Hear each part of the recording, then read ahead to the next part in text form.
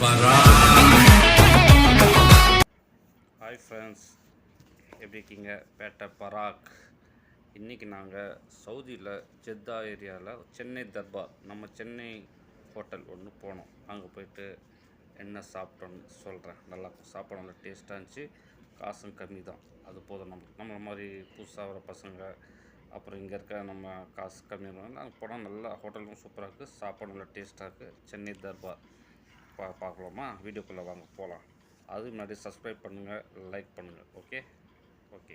இதுதான் ஃப்ரெண்ட்ஸ் சென்னை தர்பார், இந்த ஹோட்டல் தான். ஓகேவா? நாங்கள் ஒரு 4 பேர் போனோம்.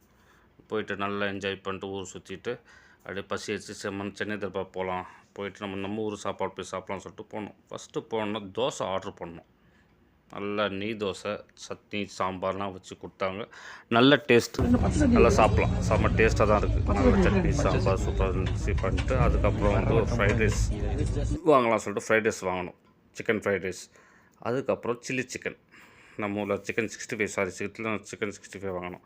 வாங்கிட்டு ஃபைனலாக ஸ்வீட்டோடு முடிப்போம்னு சொல்லிட்டு ஆளுக்கு ஒரு குலாப் ஜாமுன், நல்லா கீழே ஐஸ்கிரீம் மாதிரி வச்சு நல்லா டேஸ்ட்டு, செம்ம டேஸ்ட்டாக இருந்துச்சு ஃப்ரெண்ட்ஸ்.